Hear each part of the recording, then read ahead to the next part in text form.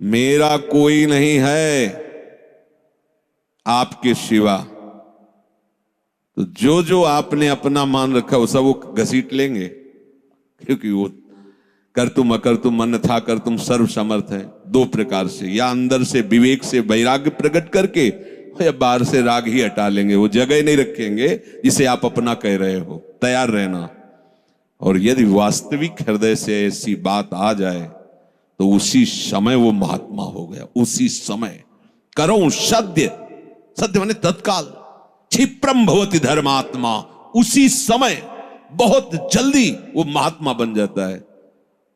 कितना सुंदर सिद्धांत है। रहो न कबहू कतहू कछु मेरो अपनो काम। अब अपने लिए कोई कार्य नहीं रह गया है। अपने लिए कितना कार्य था कि संसार में कोई हमारा न रह जाए। लोग रोते हैं इस बात का कि हमें संसार में कोई प्यार नहीं करता, कोई अपना नहीं। तो यही तो सिद्धि है। आओ इधर, हमारे मार्ग में ये लाभ है कि कोई हमें प्यार न करे। भर्तृहरि जी ने भगवान शंकर जब प्रसन्न हुए, प्रकट हुए, तो वरदान मांगा कि कभी कोई सम्मान से मुझे एक टुकड़ा भी न दे, क्योंकि ये सम्मान, ये प्यार प्रभु से विमुख कर देता है। देखो हम जी तुम्हारे बिना जी नहीं सकते, तुम चले गए तो मेरा क्या होगा। अब वो उसकी बात में ही समझो तुम्हें कितना प्यार कर रहा है। वो क्या कह रहा है? तुम चले गए तो मेरा क्या होगा। ये प्यार है। क्या सोच रहा है वो? मेरा क्या होगा। बस पकड़ लो, कोई तुम्हारा नहीं। कोई तुम्हें जो बहुत प्यार करता हो उसकी बात सुनना, उसमें आप अगर विवेक जागृत है तो उसमें गंध मिलेगी केवल स्वार्थ की, केवल स्वार्थ की। कहीं किसी कोने में तुम्हें प्यार नहीं मिलेगा। पूरी प्यार की जो स्वांग भरी वृत्ति है उसमें केवल स्वार्थ नृत्य कर रहा होगा, केवल वासना नृत्य कर रही होगी, केवल कामना का तांडव होगा। बस विवेक से देखना। अगर विवेक नहीं तो सब फंसे हुए तो उसी में है। प्रभु कह रहे हैं कि जब साधक भगवद आश्रय नहीं लेता तो कहीं ना कहीं उसके हृदय में भोक्ता और कर्ता भाव बना रहता है, यह अहंकार के कारण। फिर वो विषयों का चिंतन करता है। बहुत ध्यान देने योग्य बात है। विषयों का भोग तो बाद की बात है। हमारी दुर्गति का प्रधान कारण विषय चिंतन है। इसीलिए भगवान ने कहा है कि जो मेरा चिंतन करता है निरंतर, उसके लिए मैं सुलभ हो जाता हूं। अनन्य चेता सततम यो माम स्मरत नित्य साहा तस्याहम सुलभा पार्थ। मैं उसके लिए सुलभ हो जाता हूं। अब यहां ध्यान देना है कि विषय क्रिया नहीं हुई, लेकिन केवल चिंतन आपके हृदय को बर्बाद कर देगा। इसीलिए कहा गया कि एक क्षण भी भगवत चिंतन छूटा तो हानि हो गई। ऐसे संस्कार गलत अंदर डाल देगा, वो जलाते रहेंगे। मन जो है ना, ऐसी स्थिति पैदा कर देगा कि ये ज्ञान विज्ञान आपकी समझ में ही नहीं आएगा। ध्यायतु विषयान पुंसः। प्रभु का आश्रय ना लेने के कारण, प्रभु के परायण ना होने के कारण, निरंतर भगवत चिंतन ना होने के कारण जो अंतर होता है वो विषय चिंतन होता है। ध्यान देना। दीर्घकाल निरंतर सत्कार सेवितो दृढ़ भूमि।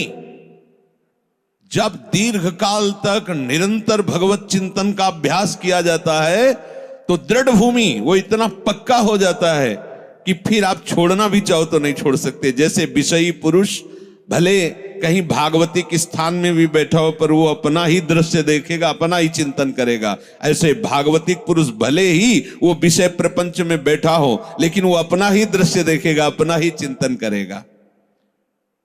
तो जो भगवत परायण नहीं होते, प्रभु का निरंतर चिंतन नहीं करते, उनका विषय चिंतन ही होता है। वो विषय चिंतन ही करता है ऐसा नहीं कह रहे।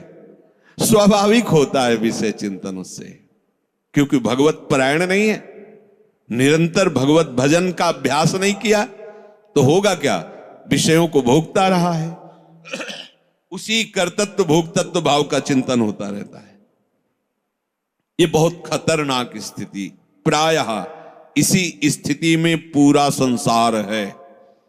बैठे बैठे बस वही चल रहा है, ये किया वो करूंगा, ऐसा बना लिया वैसा बना लूंगा, अब इतना ऐसा हो जाए फिर वैसा हो, और ये सब का सोचते सोचते काल आ गया, मृत्यु, शरीर छूटा। अब जो सोच रहा था, जो सोचा, उसके परिणाम से दूसरी योनि मिली। बस यही चक्र चल रहा है। जब ये प्रभु का चिंतन करता है तो संसार का चिंतन जो स्वाभाविक होता रहता था, अब हो तो रहा है। देखो ना, जैसे हम नाम जप करते हैं, भगवत चिंतन की चेष्टा करते हैं, तो बड़ी जोर से गंदगी आती है। ये सबका अनुभव है जो भजन करते हैं, बड़ी जोर से, जैसे कि दरिया में उफान आ गया हो, एक से एक गंदी से गंदी, मतलब जो आपको भी लगेगा कि यार ऐसी बात कैसे हो सकती है, बिल्कुल घृणित। वो आराध्य देव पर घृणित भाव, वो अपने गुरुदेव पर घृणित भाव, वो कुछ भी डरना नहीं, समझना। ये आपके हृदय, तो आपको लगेगा कि कितना नीच हूं, कितना गंदा हूं, क्या क्या सोच रहा हूं, कैसे, मतलब कुछ नहीं, समझना। बिल्कुल तटस्थ भूमिका होनी चाहिए। मैं थोड़ी सोच रहा हूं ये सब गंदे नाली के कीड़े की तरह मन इंद्रिया भोगों में रहे, अभी गंदगी फेंक रहे, बिल्कुल तटस्थ। अरे मैं प्रियाजू के लिए क्या सोच रहा हूं, मैं लालजू के लिए क्या सोच रहा हूं, और मैं गुरुदेव के लिए क्या, बिल्कुल नहीं। ये बेईमान लोग हैं, ये हमको भयभीत करेंगे, हमारी निष्ठा बिगाड़ेंगे, हमारा भाव बिगाड़ेंगे, बिल्कुल नहीं मानना। ये हम बहुत खूब अनुभूत सोची समझी बात कह रहे, खूब साधकों से मिली हुई बात। ये अपने आराध्य देव पर ही गलत भाव कर लेगा, ये अपने गुरुदेव पर भी गलत भाव कर लेगा।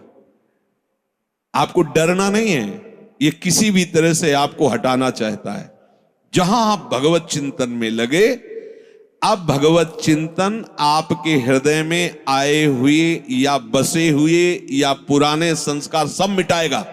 बिल्कुल आपको चिंता नहीं करनी, बस चलने दो। नाम कीर्तन, नाम जप, मंत्र जप, वाणी चिंतन, चलने दो। सेवा, ये जितनी गंदगी, बस चुप रहो, देखते रहो। उबने की जरूरत नहीं, खिन्न नहीं होना, ना हर्षित होना है। दोनों बात समझ, खिन्न हो गए तो वो टिक जाएगा। ऐसा क्यों नहीं है, उसमें गंदगी। जब धुलाई हो रही तो निकलेगी सब बाहर, शांत एकदम। बहुत गंभीर होना चाहिए उपासक, इस स्थिति वाले को एकदम घबराना नहीं चाहिए। वो फिर अच्छी बातें भी डालता है जो संसार में सुखद मानी जाती है, उसमें आपको हर्षित नहीं होना, तटस्थ। यहां तक कि वो भागवतिक बातें भी डालेगा तो आपको भी गंभीर रहना है, क्योंकि वो थोड़ी देर जब समझ गया कि ये भागवतिक बात को सुनता है, तो जहां भागवतिक बात दी आप सुनने लगे, तो अपनी पेशगी कर देगा। आप समझ ही नहीं पाओगे, दस्तखत करवा लेगा। बहुत चतुर है, इसीलिए सबसे बड़ा चतुर सृष्टि में कौन है? रामाय भजते चतुर नर, उसे सुजान कहा गया है, क्योंकि इन सब चतुरों को भी काबू में करने की सामर्थ्य भगवान नाम जापक में है। एक एक हरकत वो मन की देखता रहता है, एक एक हरकत, छोटी सी छोटी उसकी चेष्टा। अच्छा समझ में आ रहा है, ठीक। कुछ नहीं, कोई नहीं बिगाड़ सकता, बस आप झुकना नहीं इस पे। बाहर की बात नहीं कह रहे, यहां की बात। आप उदास मत होना, आप निराश मत होना, और आप इनके आगे झुकना नहीं, इन दुष्टों के समुदाय के आगे। एक से एक पेशगी देंगे, आपको निराश करने की चेष्टा करेंगे, आपको ऐसा कर देंगे कि लगेगा भी इस भोग के बिना तो हम जी नहीं सकते, अब ये भोग भोग ले, फिर भगवान मिले या ना मिले। झुकना मत इनके आगे। ये दुष्ट प्रवृत्तियां आपको रौंदने की चेष्टा कर, और आप तभी नहीं झुकेंगे जब मत परायण भगवदास। अगर भगवदास तेरे तो बातें बोलते रहो, कुछ नहीं होने वाला, वो अपने आप वहीं आपको आकर्षित कर लेंगे। तो जो भगवद आश्रय छोड़ चुका है और संसार का आश्रय लिए है, तो चाहे जितनी चतुराई करे, संसार का ही चिंतन होगा। और संसार का चिंतन है विषयों का चिंतन, और विषयों का चिंतन है दुर्गति। स्पष्ट समझ लीजिए, क्योंकि विषय चिंतन में राग, प्रियता आसक्ति पैदा होती है। जैसे विषय चिंतन होता है तो उस विषय चिंतन के प्रति राग होता है, प्रियता होती है। अगर ये वस्तु मिल जाती आज खाने को, ये भोगने को, ये देखने को, ये सुनने को, मजा आ जाता, आनंद आ जाता। ऐसा राग, प्रियता और आसक्ति और विषय सेवन की ललक अब रहा नहीं जा रहा। ये कब शुरू हुआ? विषय चिंतन से। ध्यान रखना, ध्यायतो विषयान पुंसः संगस्तेषुपजायते। विषयों का ध्यान करने से, चिंतन करने से विषय संग अर्थात आसक्ति उसके हृदय में प्रकट होती है। अब तो रहा नहीं जा रहा, अब वो भटक रहा है, क्या करूं, कैसे करूं, कहां वो पाऊं, ललक रहा है अंदर। बड़ी दुर्गति की ये स्थिति होती है। प्रायः हर साधक इस आग से जल करके आगे निकलता है। आग बुझाने की चेष्टा मत करना।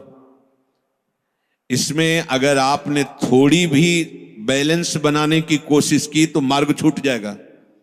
इस आग से ही निकलना है, पक्का तय करो। आग को बुझा करके निकलना है, कभी नहीं, निकल ही नहीं सकते। और जब आप इस आग में कूदोगे तो ये आग जलाएगी नहीं, चंदन हो जाएगी।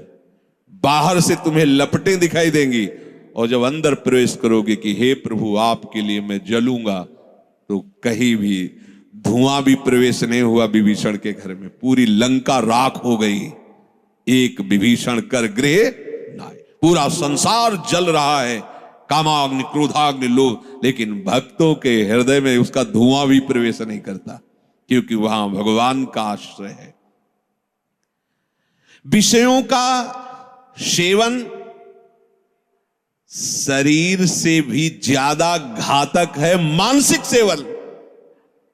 समझना, साधक क्या समझता है कि मैंने कोई क्रिया तो की नहीं, अच्छा बहुत चतुर है, मानसिक पाप लगता नहीं, कलिकर एक पुनीत प्रतापा, मानस पुण्य होए और नहीं पापा। ओ बैठे बैठे बस, गलत बात समझिए। शारीरिक सेवन से ज्यादा गंदगी पैदा होती मानसिक चिंतन से। शारीरिक सेवन से उतना सुखासक्ति नहीं पैदा होती जितनी मानसिक चिंतन से। देखना खुद, जब ये मन आपको किसी भोग के लिए आकर्षित कर रहा हो तब देखना कैसा वो सुख देता है, और जब आप उसी भोग को भोग रहे होंगे तब देखना फिर लगता है कि वो तो जो चिंतन में था वो तो समझो शारीरिक क्रिया से ज्यादा घातक मलिनता पैदा करता है मानसिक भोगों का संयोग। उसमें विषयों की विशेष आसक्ति पैदा हो जाती है। वो ऐसी प्रियता होती कि बार बार हृदय को चूर चूर करती रहती है। तब देखो ना संसारिक पुरुषों को, देखो ना, अब वो विषय सेवन करे चाहे ना करे, विषय राग उसका नाश कर चुका। ये बहुत समझने की बात है कि हम किसी से मिलते नहीं, हम किसी से, लेकिन एकांत बैठकर अगर आप मन के साथ विषयों में विचरण कर रहे हैं तो आप में और एक घोर संसारी में कोई अंतर नहीं है। संसारी को तो एक दैन्यता भी रहती कि मैं बड़ा नीच हूं, कामी हूं, और अपने अंदर एक अहंकार रहता कि मैं बैरागी हूं, मैं महात्मा हूं। समझते रहे ना, शरीर से क्रिया नहीं हुई पर मानसिक आप उसका संयोग सुख चिंतन के द्वारा, तो आप बहुत मलिन हो रहे हैं, आप अपना बहुत बुरी तरह से पतन कर रहे हैं। ये भगवत वाणी है। तो होता है ना स्वाभाविक, उसमें हम क्या कर सकते हैं, उसमें नाम जप कर सकते हैं। आप वही तो डिलीट करेगा, चतुराई नहीं। कई बार सत्संग में कहा, कुछ भी चल रहा है अंदर, मन फेंक रहा है राधा राधा राधा राधा, ये जो आपका राधा राधा चल रहा है ना, एक भी चाल उसकी नहीं चलने देगा। वो चाहे जो विषय सेवन की बात, विषय सुख की, बार बार राधा, तो वो जलाएगा तुमको। बंद करो ये राधा नाम, पहले हम जो पेश कर रहे हैं उसमें तन्मय हो, बस आप छोड़ना नहीं तो हानि हरिवंश के नाम अंतर परे। कहे हनुमंत विपत्ति प्रभु सोई, जब तो सुमिरन, यही विपत्ति फंसा देगा। अरे बहुत विचित्र है, ये बहुत विचित्र है।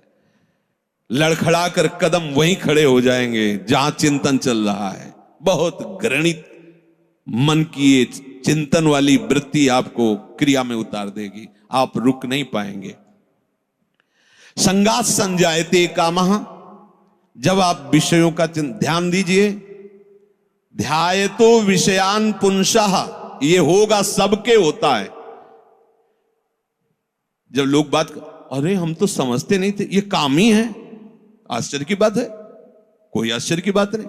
हां, ये आश्चर्य की बात की ब्रह्मचारी है, ये आश्चर्य की बात है। ऐसे सृष्टि में और ये ब्रह्मचर्य, अब प्रणाम की बात है। ये आश्चर्य, कामी वो कोई आश्चर्य की बात नहीं। कोई भी हो, यहां से लेकर ऊपर तक, ब्रह्मलोक तक, कोई भी हो, कहीं भी, इसी का तो शासन है, इसी का तो राज्य है, और सब इसी संकल्प काम से ही पैदा हुए। कोई अगर ये कहे कि सब व्यर्थ की बात है, अगर कोई बचा है तो लाडली लाल के चरणों की ठसक में जो बैठा हुआ उनके चिंतन में है। अब कहीं गुंजाइश ही नहीं कोई। और अगर वो भी थोड़ी देर के लिए भी विषय चिंतन करेगा तो थोड़ी देर के लिए रौंदा जाएगा, ध्यान रखना। इसीलिए है दीर्घकाल निरंतर सत्कार सेवितो, दीर्घ काल तक आदर पूर्वक निरंतर भजन परायण रहो। जगह ही नहीं रह गई, सब डिलीट, सब खत्म हो गया। आप देखना, नाच पड़ोगे। जैसे जैसे आपकी निष्कामता बढ़ती जाएगी वैसे वैसे मतवालापन, ऐसा जैसे कोई मदिरा पिए हो और झूमता हुआ चल रहा है, उसको कुछ नजर नहीं आ रहा। ऐसे ही नाम की मादकता जब चढ़ती है, मस्त हो जाओगे। ये बड़े बड़े महात्माओं ने पिया है, इस नाम का रसाशोपान किया है, रूप रसाशोपान किया है। जैसी थरिवंश निकट दासी जन लोचन चसक रसासो घटकत। जब आपका विषय चिंतन चल रहा है, यदि नाम नहीं चल रहा तो खतरे में अपने को डाल रहे हो, और नाम चल रहा है तो तुम्हें परेशान होने की जरूरत नहीं हो, कुछ नहीं कर पाएगा, कुछ नहीं। ये बहुत बड़ा पहरेदार है, आपको गिरने नहीं देगा, उनकी एक भी संस्कार वृत्ति आपके हृदय में बनने नहीं देगा। अपने पास बहुत बड़ा पावर है नाम। इसीलिए तो जो इस रहस्य को समझ जाते हो बलिहारी होते हैं संतों की, गुरुदेव की, कि आपकी कृपा से वो चीज मिली। पायो जी पायो मैंने राम रतन धन पायो। ये नाम ऐसा महामहिम, भगवान को अधीन कर ले, मन की क्या बात है, मन अधीन हो, ये क्या बात है। भगवान को अधे सुमिर पवन सुत पावन नामू, अपने बस करी राखे रामू। जब भगवान को अधीन कर लेता है तो ये तो मन की तो बात जाने दो, इंद्रियों की बात जान। पर आप क्या करते हैं, जब विषय चिंतन कर रहे होते हैं तब आप नाम को छोड़ देते हैं। बस ये गलत बात हो गई, अब आप नहीं समझ सकते। और नाम चल रहा है तो याद रखो, बिल्कुल कुछ नहीं बिगाड़ सकता है, कुछ भी चिंतन करता रहे, तुम परेशान मत होना। ये अपने आप आपके सामने शरणागत हो जाएगा, मन शरणागत हो जाएगा, अपने आप हो जाएगा। आप जैसा चाहोगे वैसे ही चलेगा। बस नाम न छोड़ना, नाम छोड़ दिया फिर ये बातों से बस में होने वाला नहीं है। बहुत ही ये दुर्जय शत्रु है, मन दुर्जय शत्रु है। नाम की कृपा से जब ये मित्र बन जाता है तो इससे बड़ा सुख देने वाला भी कोई नहीं होता, ये भी बात समझ लेना। और जब नाम नहीं चलता है, विषयों का चिंतन करता है, तो इससे बड़ा दुख देने वाला कोई दुश्मन नहीं है। संगास्तेषु उपजायते, ये मन चिंतन करके विषयों में राग पैदा कर देता है। कैसे वो भोग मिले, अब तो जीवन बेकार लगता है बिना उसके भोगे। अब तो, और सही बात, न उसे रात में नींद आती है, न दिन में उसे किसी से मिलना अच्छा लगता है। जैसी प्रेमी की स्थिति होती है ना, ऐसे कामी की भी हो जाती है। बस उसको वही बात, कब मिले, कब देखूं, कब भोगूं, बस अंदर जिस विषय में तन्मय हुआ वो इसी विषय के लिए। अब जब वो प्रबल कामना हो जाती है तो कामात क्रोधो भी जायते। यदि कामना की पूर्ति हो गई तो भयंकर दोष पैदा हो गया, लोभ, और भोगूं और मिलूं, कभी एक क्षण के लिए ये भोग हमसे दूर ना हटे। और कहीं प्रतिकूलता पैदा हो गई तो भयंकर दोष पैदा हो गया, क्रोध। दोनों में हानि है। कामना से कभी किसी का कोई मंगल नहीं हुआ है। अगर काम की पूर्ति होती है तो भयंकर लोभ पैदा हो जाएगा। कैसा लोभ पैदा हो जाए, ये ऐसे ऐसे, इतना नहीं, ये शरीर नहीं, वो शरीर, ये वस्तु नहीं, वो वस्तु, बढ़ता चला जाएगा, वो घोर व्यभिचारी हो जाएगा। और अगर प्रतिकूलता हुई तो क्रोध पैदा हो जाएगा। ऐसा क्रोध पैदा हो जाएगा कि जिसको कहता है कि मैं तुम्हें बहुत प्यार करूं, उसी को मार देगा, वो हिंसा कर देगा। ये बिल्कुल समझने की बात है। अगर उसकी कामना भरपूर हो चुकी है, संकल्प बन चुका है और उसकी पूर्ति में बाधा होगी तो भयंकर क्रोध, और क्रोध जहां प्रकट हुआ, कामः क्रोधोद भी जायते क्रोधात् भवति सम्मोह। अब जहां क्रोध प्रकट हुआ, अब उसमें मूढ़ता छा गई। ये करना चाहिए, ये नहीं करना चाहिए, खत्म हो चुका। अब उसमें और पशु में कोई अंतर नहीं है, उसमें और राक्षस में कोई अंतर नहीं। कोई आशा न करे कि जो क्रोध से सम्मूढ़ता को प्राप्त हो चुका है उससे कोई विनय काम करेगी। अब वो राक्षस हो चुका है, उसके सारी प्रवृत्तियों में क्रोध के द्वारा प्रकट की हुई मूढ़ता छा चुकी। अब कुछ भी विवेक काम नहीं कर रहा। प्रभु कह रहे हैं क्रोधात् भवति सम्मोहा।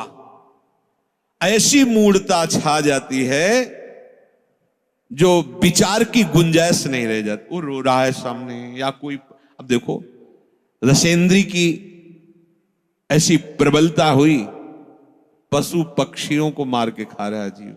कैसी कैसी, देखो मतलब हमें कोई जरा सा कष्ट दे तो हमें पीड़ा होती है। आप देखो एक छोटी चींटी जा रही हो, आप एक तिनके से ऐसे छूने की चेष्टा, वो भागने की चेष्टा करेगी, अर्थात वो बचना चाहती है। ऐसे हर जीव है। कैसी मूढ़ता छा गई, जीवों की हत्या करके उनके शरीर को खाते हैं। मनुष्य बढ़िया कपड़ा पहन करके, बढ़िया सुंदर भोग सामग्रियां हैं, खाइए पिए, खूब भजन कीजिए, नाम कीर्तन कीजिए, भगवद आश्रित, किसी को कष्ट देने के लिए, अपनी रसेंद्री के लिए। ऐसे ही प्रत्येक इंद्री के लिए जो कामना युक्त हो जाता है वो आसुरी भाव है, राक्षस है। वो देखने में केवल लगता है मनुष्य नहीं, उसकी प्रवृत्ति अंदर से राक्षस है।